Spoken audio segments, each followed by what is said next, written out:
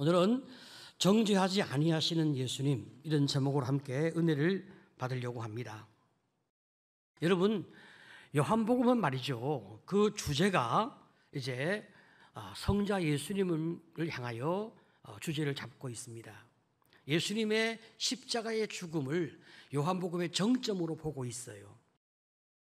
그래서 요한복음은 그 시작부터 이렇게 말씀하고 있어요.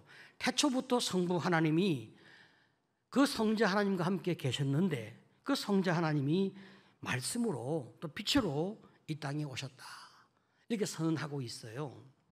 하지만 세상은 하나님이신 예수님을 알지 못하고 영접하지 않았다는 거예요. 그 당시 유대인의 지도자인 바리새인들이 메시아이신 예수님을 배척하는 사건들은 계속 등장합니다. 예수님은 자신의 메시아 되심을 계속 말씀하고 계시고 그 증거를 보여주고 계신 거죠. 그렇지만 바리새인들은 끝까지 믿지 아니하려고 합니다. 이 과정에서 예수님과 바리새인들의 뜨거운 논쟁이 계속되고 있어요. 이런 논쟁의 맥락 속에서 바리새인과 서기관들이 예수님을 고발하고 죽이기 위하여 함정을 만드는 사건이 본문의 사건입니다. 8장 3절로 5절을 보게 되었으면 서기관과 바리새인들이 음행 중에 잡힌 여자를 끌고 와서 가운데 세우고 예수께 말하되, 선생이여, 이 여자가 가늠하다가 현장에 잡혔나이다. 모세는 이 율법에 이러한 여자를 돌로 치라 명하였거니와 선생은 어떻게 말하겠나이까? 자, 이 바리새인과 서기관들이 말이죠, 현장에서 음행하다가 붙잡힌 여인을 잡아서 끌고 예수님 앞에 온 거죠. 그리고 뭐라고 얘기합니까? 율법에 가늠한 여자는 돌로 치라고 말씀하고 있는데 당신은 어떻게 하겠느냐, 이렇게 시비를 거는 거죠. 여러분, 이건 거짓말입니다. 율법에는 그렇게 기록되어 있지 않아요. 신명기 22장 22절을 보게 되었으면 어떤 남자가 유부녀와 동침한 것이 드러나거든 그 동침한 남자와 여자를 둘 다 죽여 이스라엘 중에 악을 제할지니라. 자, 보세요. 음행은 말이죠, 한 사람이 할 수 있는 게 아닙니다. 하나님은 음행한 남자와 여자 둘 다 죽이라, 그렇게 말씀했거든요. 그런데 지금 남자는 어디로 도망갔는지 보이지도 않습니다. 현장에 잡혀온 사람은 여자만 잡혀왔어요. 성경은 말이죠, 이것이 예수님을 고발하기 위하여 조작된 사건이라고 설명하고 있습니다. 8장 6절을 보게 되시면 그들이 이렇게 말하면 고발할 조건을 얻고자 하여 예수를 시험함이로라. 이 사람들이 예수님을 평소에 관찰해 보니까 예수님이 사랑과 용서를 많이 강조하시는 거죠. 이것은 율법을 무시하고 율법을 폐기하는 사람처럼 보여지는 거예요. 그래서 가늠한 여자의 사건을 만들어 예수님을 고발하려고 지금 하고 있는 것입니다. 만약 예수님께서 이 여인을 용서해 주라, 그렇게 말하게 되어지면 율법을 어겼기 때문에 예수님을 유대인의 법정에 고발할 수가 있습니다. 하지만 반대로 예수님께서 율법에 따라 이 여인을 돌로 치라, 그렇게 말씀하면 로마의 법을 어기게 되는 거예요. 왜냐하면 예수님 시대에는 로마 나라가 유대인을 지배하고 있었기 때문에 사형을 내릴 수 있는 권한은 유대인에게는 없고 로마의 법정에 있기 때문에 그렇단 말이죠. 더 나아가서 예수님께서 이 여자를 돌로 치라고 하면 그동안 예수님을 좋아하고 따르던 대중이 예수님께 등을 돌릴 수 있는 거예요. 이렇게 되면 유대 지도자들은 예수님 죽이기가 더 쉬워지는 거예요. 이들은 이제 드디어 예수님을 잡을 수 있는 좋은 건수가 왔다, 스스로 굉장히 기뻐하면서 예수님이 이 문제를 어떻게 다루시는지 호기심을 가지고 또 정죄하는 쾌감을 가지고 지금 쳐다보고 있습니다. 그런데 말이죠, 우리 주님은 아무런 대답을 하지 아니하시고 땅바닥에 허리를 굽혀 손가락으로 글씨를 쓰시기만 하시는 거예요. 8장 6절을 보게 되어지면 예수께서 몸을 굽히사 손가락으로 땅에 쓰시니, 많은 신학자들은 말입니다. 예수님께서 무엇을 썼을까? 굉장히 많이 관심을 가지고 이런저런 추론을 합니다. 하지만 무엇을 쓰셨는지 그게 중요한 게 아닙니다. 중요하지 않기 때문에 우리 성경이 말씀하고 있지 않는 거죠. 중요한 것은 왜 예수님이 이런 행동을 하셨는가? 이게 매우 중요한 거예요. 지금 사람들은 음행하다 잡힌 여인을 끌고 와서 굉장히 지금 흥분한 상태에 있습니다. 자, 이런 분위기에서는 말이죠. 예수님이 무슨 말씀을 하셔도 여자를 죽이려고 달려들 거예요. 그래서 흥분한 군중의 마음을 가라앉히기 위하여 예수님이 하신 말씀을 그들이 들을 수 있는 준비가 되도록 하기 위하여 주님이 아주 특이한 행동을 하시는 거죠. 그것은 허리를 굽혀 땅바닥에 손가락으로 글씨를 쓰는 거예요. 웅숭웅숭하면서 분노하고 흥분한 군중들이 점점 예수님의 모습에 대하여 숨죽이며 쳐다보게 되지 않습니까? 물론 개중에는 말이죠, 8장 7절을 보게 되어지면 묻기를 맞이하지 않는, 계속 주님을 조르고 빨리 행동하고 빨리 무슨 말을 하도록 재촉하는 사람이 있기는 했습니다. 그렇지만 전체 대중은 숨죽여 주님이 뭘 하고 있는지를 쳐다보게 되는 거예요. 분위기가 압도되어지고 난 다음에 드디어 우리 주님은 이렇게 말씀합니다. 너희 중에 죄 없는 자가 돌로 차라. 예수님은 율법에 따라 죄를 지었으면 죄인은 돌에 맞아 죽어야 한다, 이게 동의하십니다. 고개 끄덕끄덕 하세요. 단 죄 없는 자가 돌로 쳐야 하지 않겠느냐.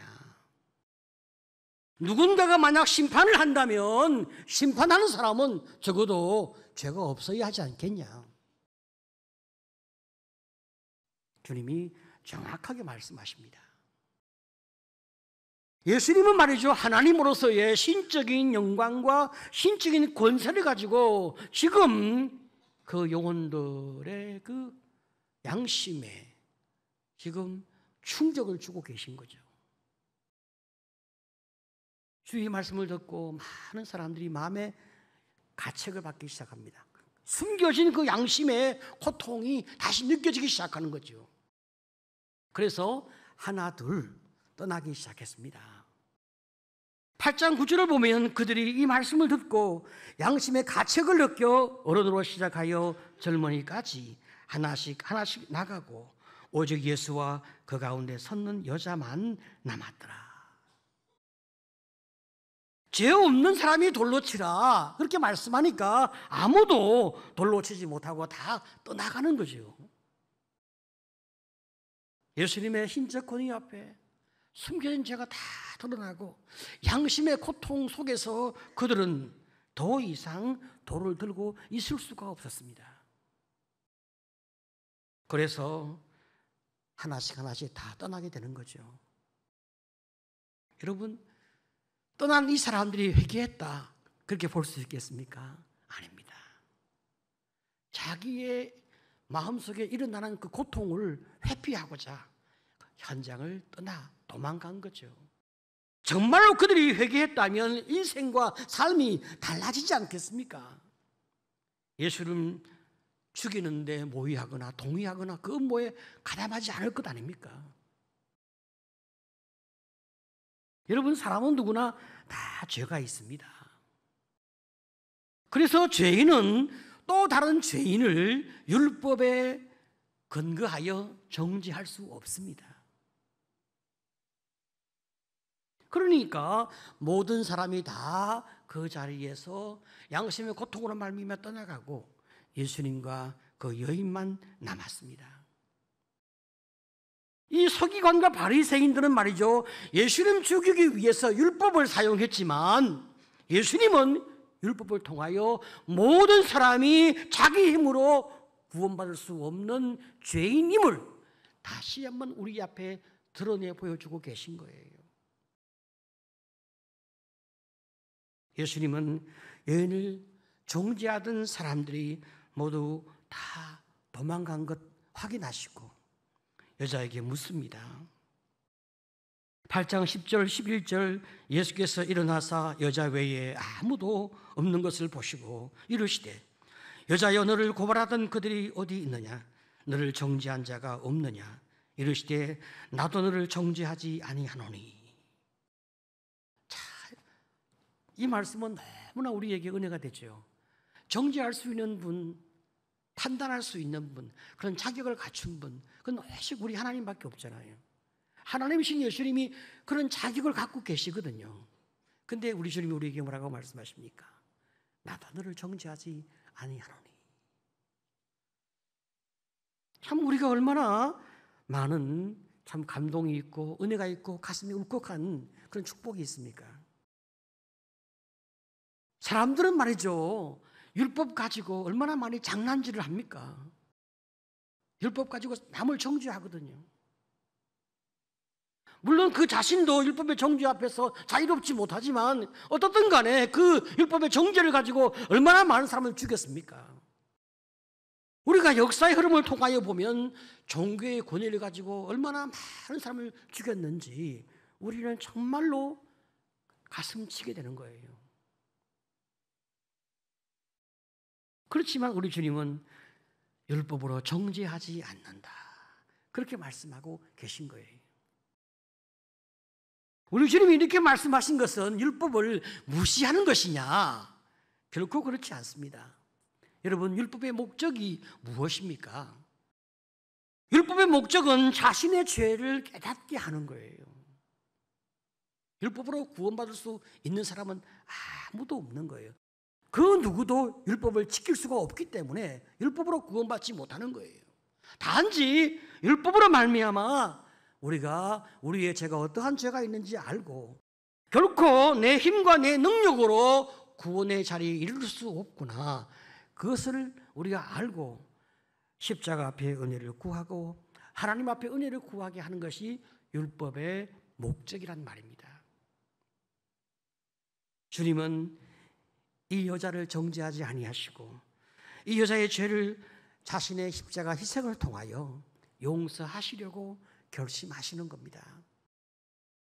그래서 나도 너를 정죄하지 않는다, 그렇게 말씀하고 있습니다. 이 말씀은 죄를 결코 가볍게 보시는 게 아닙니다. 예수님이 이 여인의 죄를 정죄하지 않고 용서하기 위하여 우리 주님 자신이 십자가에 달려 죽어야 하기 때문입니다. 그러므로 나도 너를 정죄하지 않는다라고 하신 예수님의 이 말씀은 이런 뜻을 담고 있는 거죠. 내가 범한 죄는 절대 용서받을 수 없는 악이다. 하지만 이런 죄를 지은 사람에 대하여 하나님은 돌로 쳐 죽이라 말씀하신 것 분명한 진리다. 그렇지만 내가 너를 대신하여 돌에 맞을 것이고 내가 너를 대신하여 너의 죄를 위하여 죽을 것이다. 그러니 안심해라. 나의 목숨값으로 너를 구원해 주마. 자, 여러분, 이것이 주님의 사랑이고 은혜가 아닙니까? 우리는 이 사건에서 예수님의 실체, 그 진실을 보게 되는 거죠.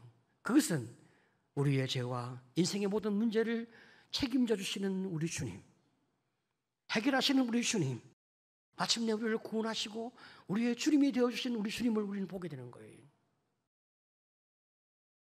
죄를 용서받는 쪽에서는 너무나 쉬운 방법으로 용서를 받는 거예요. 그러나 용서하는 쪽에서는 생명을 걸고 용서하는 거예요. 예수님은 자기의 생명을 담보로 우리를 용서하시는 거예요. 우리 모두 다 예수님의 십자가 대속의 그 은혜로 말미암아 구원을 받은 주님의 백성들입니다. 그래서 우리가 참으로 우리의 죄가 용서되어진 것을 확인할 때마다 주님의 십자가의 은혜를 의지하고 그 십자가 희생을 믿고 우리의 죄를 고백함으로 말미암아 용서가 확인되어지고 죄로부터 자유해지는 이런 은총을 누리며 인생을 살아가는 거예요. 너무나 신비로운 은혜고 너무나 신비로운 축복이기 때문에 우리는 그것을 다 말로 고백할 수 없는 그 놀라운 축복 속에 인생을 사는 거예요.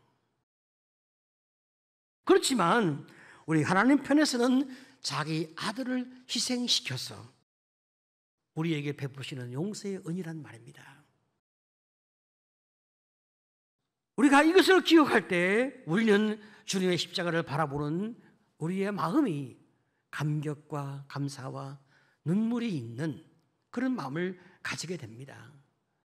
우리 예수님의 용서가 얼마나 완전한지, 하나님의 용서의 선포가 얼마나 완전한지 예수님은 이렇게 말씀하고 있잖아요. 결코 정죄함이 없다. 로마서 8장 1절 우리 같이 한번 읽어보겠습니다. 시작. 그러므로 이제 그리스도 예수 안에 있는 자에게는 결코 정죄함이 없나니. 그렇습니다. 여러분, 상상할 수 없는 축복. 십자가로 말미암아 모든 죄가 다 용서되어지는 이런 은혜를 우리는 누리고 있는 거죠. 더 이상 정죄받지 않는 축복이 우리에게 주어지는 거죠. 예수님은 우리를 사랑하고 용서하기 위하여 이 땅에 오셨지 정죄하고 죽이기 위하여 이 땅에 오신 것이 아니라고 분명히 말씀하고 있습니다. 예수님은 그 여인처럼 우리를 다 불쌍히 보시기 때문이죠. 인생이 죄인으로 태어났기 때문에 어쩔 수 없이 죄를 선택하고 우리가 믿음으로 살려고 아무리 애를 써도 넘어지고 쓰러지는 면이 있음을 우리 주님은 너무나 잘 아시는 거예요. 그래서 영원한 용서, 영원한 그 사랑을 우리에게 주님은 베푸시겠다고 약속하신 약속이 바로 구원의 은혜란 말입니다. 예수님께서 이제 이 여인을 용서하신 다음에 뭐라고 말씀하십니까? 가서 다시는 죄를 범하지 말라. 그렇게 당부합니다. 이 말씀은 어둠과 죄 가운데 헤매며 살던 이 여인에게 새로운 비전을 주는 거예요. 이제 너는 용서되어졌고 정죄받지 않는 사람이니 비전을 향하여 새롭게 인생의 삶을 살아다오. 주님이 그 길을 축복의 길로 제시해 주는 거예요. 여러분, 인생은 회개한 다음에도 다시 실수할 수 있고 죄를 지을 수도 있잖아요. 자, 그러면 중요한 건 무엇입니까? 삶의 방향인 거죠. 내가 넘어지고 쓰러진다 하더라도 나는 하나님 앞에 영원히 용서함을 받은 더 이상 정죄당하지 않는 주님의 자녀의 백성임을 내가 기억하는 거예요. 이게 우리의 삶의 방향이란 말이죠. 믿으시기를 축복합니다. 그런데 여러분, 우리가 죄를 범하고 쓰러지고 넘어지다 보면 내 양심이 자꾸 나를 고발하고 정죄하는 그런 고통을 느끼게 되고, 밖에서 사탄은 내 양심이 하는 고발과 정죄가 맞다고 부추겨요. 너 같은 인간을 구원했겠냐? 이렇게 넘어지고 쓰러지는 너 같은 인간을 주님이 사랑하겠냐? 넌 안 된다. 넌 아니다. 이렇게 속삭이는 거죠. 이 고발과 이 정죄를 만약 우리가 받아들이게 되어지면 우리의 삶은 추락하는 거예요. 속으면 안 되는 거죠. 우리는 주님 앞에 영원히 정죄받지 않는 주님의 사람이기 때문에 바로 그 순간 사탄아 물러가라 선포하고 다시 주님을 바라보면서 은혜를 구하고 주님의 십자가의 공의를 의지하며 믿음으로 일어나는 결단이 우리에게 얼마나 중요한지요. 바로 이런 삶의 방향을 향하여 주님 뭐라고 말씀하십니까? 가서 다시는 죄를 범치 말라. 넘어져도 일어나고 쓰러져도 십자가를 놓치지 말아라. 주님이 우리에게 당부하고 계신 거죠. 자, 이렇게 우리가 하나님의 은혜를 바라보고 살아갈 때 우리의 마음 가운데 사랑과 용서, 하나님의 사랑과 용서가 계속 흘러 넘치지 않습니까? 그래서 우리가 그 사랑을 다른 사람에게 나누어 줄 수 있게 되는 거예요. 그 은혜를 묵상하니까 그 주님의 은혜가, 그 사랑과 용서가 내 삶을 치료하고, 그리고 내가 남에게 베풀므로 말미암아 다시 적용되어지고 또 확인되어지는 거예요. 왜 우리가 다른 사람을 정죄하지 않고 다른 사람을 향하여 용서를 선포해주고 용서를 우리가 확장시켜 나가야 하는지, 바로 그것은 그를 살려주는 것이, 나를 살려주는 것이 되어지고 주님의 긍휼을 더 많이 입을 수 있는 근거가 되어지기 때문에 우리가 계속 그렇게 베풀어 나간단 말이에요. 하지만 여러분, 어느 순간에 우리가 다른 영혼을 향하여 은혜 베푸는 걸 멈추고 미워지기 시작할 수가 있어요. 용서할 수 없는 인간이 나타날 수가 있어요. 우리가 하나님의 은혜 없이 만약 가늠한 여자가 있다, 가늠한 남자가 있다 딱 보게 되어지면 어떤 마음이 생길까요? 저런 파렴치한 인간들, 이렇게 되는 거죠. 저런 인간은 죽여야 돼. 여러분,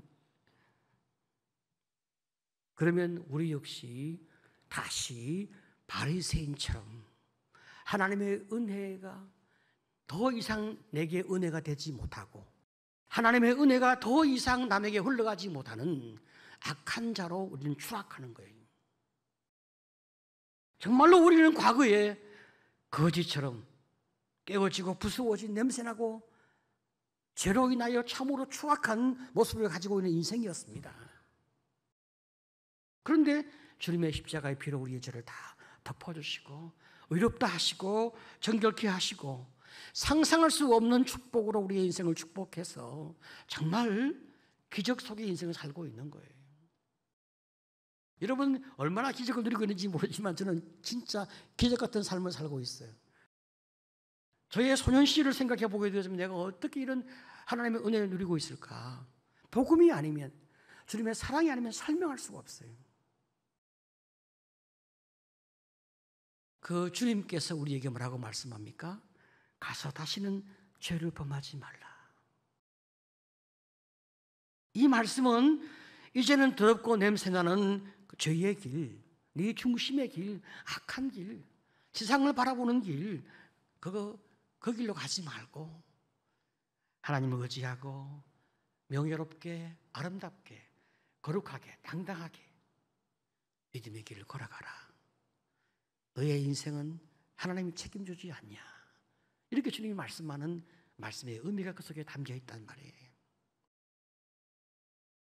더 나아가서 죄인을 용서하시고 품어주시는 그 주님의 태도가 나로 말미암아 흘러서 우리 가정에도 은혜가 끼쳐지고 우리 교회도 은혜가 끼쳐지고 내가 가는 직장과 세상의 모든 관계 속에 은혜가 끼쳐지도록 하나님이 그렇게 우리에게 삶의 길을 걸어가라 말씀하는 거예요.